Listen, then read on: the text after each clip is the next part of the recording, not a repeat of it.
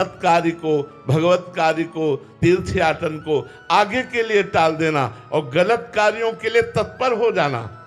प्रमाद स्थिति का मतलब होता है जो नहीं करना चाहिए वो करने में तत्पर हो जाना, और जो करना चाहिए उसे आगे के लिए टाल देना। तो आलस्य, अज्ञान, जड़ता, ये जो हम चर्चा कर रहे हैं बिल्कुल समझ में नहीं आएगी तमोगुणी पुरुष की। और बहुत नींद लेना, ऐसे ऐसे लोग हैं जो 10-10 बजे तक सोते हैं, 11-11 बजे तक सोते हैं और अपने को धनी मानी मानते हैं, अपने को मानते हैं मैं बहुत ऐश्वर्यवान हूं, बहुत सुखी हूं, 10 बजे तक सोता हूं तो तुम्हारे पुण्य चल रहे हैं। जिस दिन पुण्य नष्ट हो जाएंगे ना उस दिन भागे घूमोगे, तुम्हारे धनी मानी का सब होश खराब हो जाएगा। ये कर्म बड़ा प्रचंड है, वो दंड देने के लिए तैयार है। अरे ब्रह्म मुहूर्त में उठो और भगवान की आराधना करो। मनुष्य जीवन मिला है, 4 घंटे, 5 घंटे, 24 घंटे में कभी भी शयन कर लो, हम इस बात के लिए छूट देते हैं। लेकिन ब्रह्म मुहूर्त में, संध्या काल में शयन मत करो। संध्या काल में भगवान की आराधना में लो। अगर कहीं सर्विस में हो तो भी 5 मिनट के लिए, जब भगवान सूर्यास्ताचल को जा रहे तो भगवान का स्मरण करते हुए अपनी सर्विस में तैनात रहो। वो संध्या काल, उस समय का किया हुआ स्मरण आपकी आयु को बढ़ाएगा, आपकी लक्ष्मी को बढ़ाएगा, आपको शांति प्रदान करेगा। आज प्रातःकालीन ब्रह्म मुहूर्त में ही लोग सोते हैं, पूरी रात विलासिता में व्यतीत करते, संसारिकता में, और 2 बजे से सो गए और 8, 10, 11, 12 बजे तक। क्या व्यर्थ जिंदगी, क्या व्यर्थ। और इसी पर लोग अपने को वीआईपी समझ रहे हैं। एक चीटा राजस्व यज्ञ में एक दाने को 3 टांग थी, एक टांग टूटी थी, बड़ी मुसीबत से ले जा रहा था। अर्जुन जी की दृष्टि पड़ी, अर्जुन जी ने कहा प्रभु इस चीटे पर भी कभी कृपा करो, ये देखो कितने कष्ट से दाना है। बोले 14 बार इंद्र बन चुका है, 14 बार इंद्र बना हुआ चीटा बना एक दाना घसीट रहा है। महाराज नहुस इंद्र पद से डायरेक्ट अजगर की योनि को प्राप्त हुए।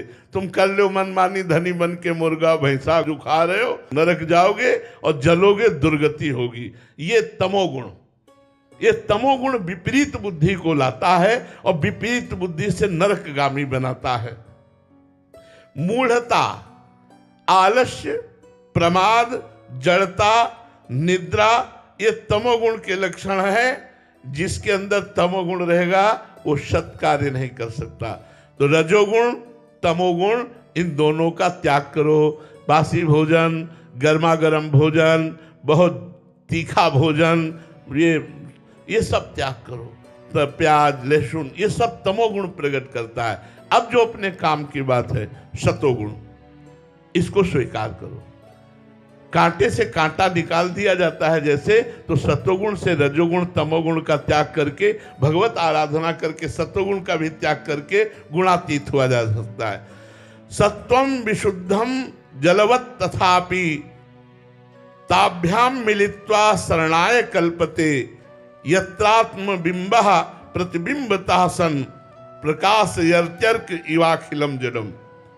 जब सतोगुण होता है तो हृदय जल के समान निर्मल शांत एकदम होता है। सतोगुण में एकदम शांत मन होता है।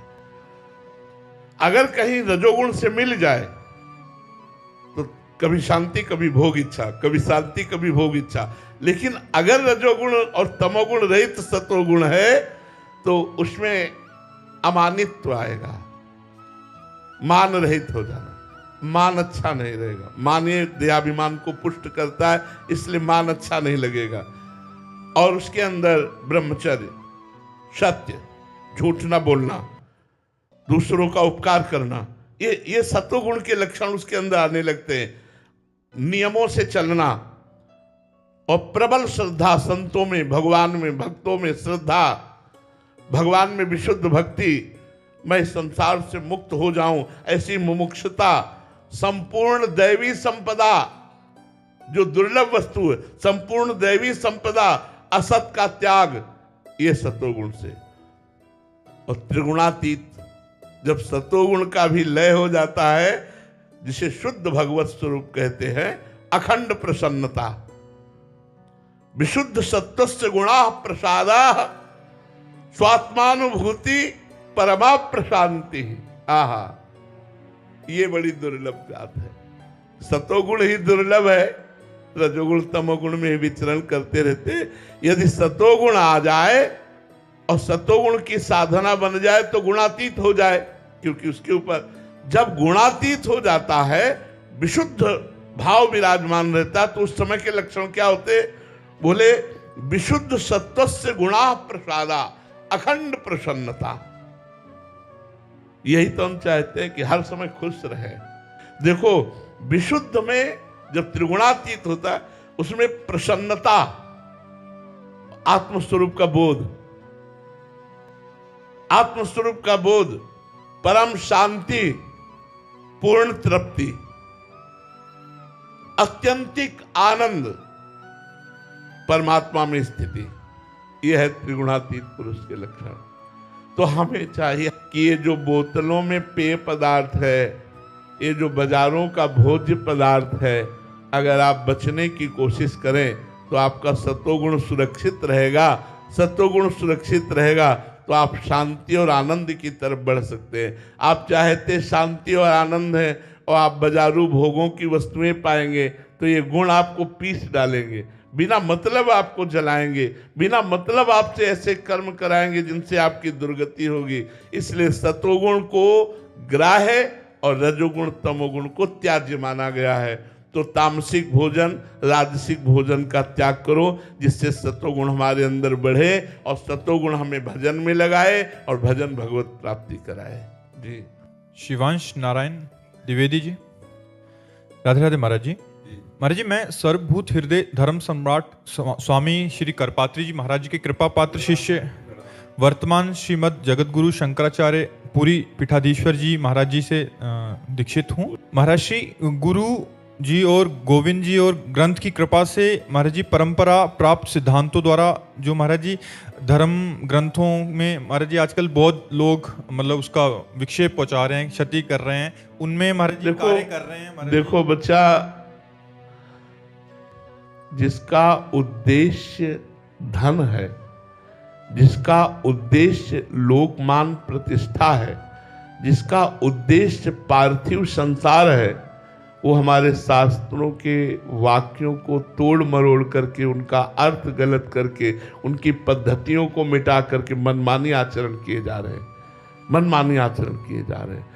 तो एक बात नहीं, सर्वत्र ये बात फैलती चली जा रही है कि हम मनमानी आचरण करते चले जा रहे हैं। उसका कारण है हमारा उद्देश्य न मोक्ष है और न भगवत प्रेम है। मोक्ष या भगवत प्रेम ना होने के कारण धन, मान, प्रतिष्ठा, लोकप्रियता, ये सब वो सब ऐसा। गीता जी की व्याख्या करने का अधिकार सबको नहीं है, ब्रह्मबोध संपन्न महापुरुषों को है। उनकी बात लेकर अगर हम समाज को देते हैं तो शुद्ध बात, अमृत बात देते हैं, लेकिन नहीं, अपने अहम की पुष्टता, लोक व्यवहार में प्रियता, लोक में मान्यता, धन की प्राप्ति, ये उद्देश्य बच्चा हमारे शास्त्रों को गौड़ कर रहे हैं और मनमानी मुख्य कर रहे हैं।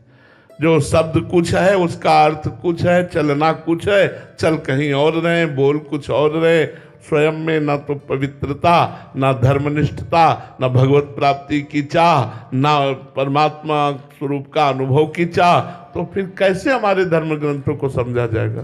कैसे समझा जाएगा? फिर तो मनोरंजन हो जाएगा केवल।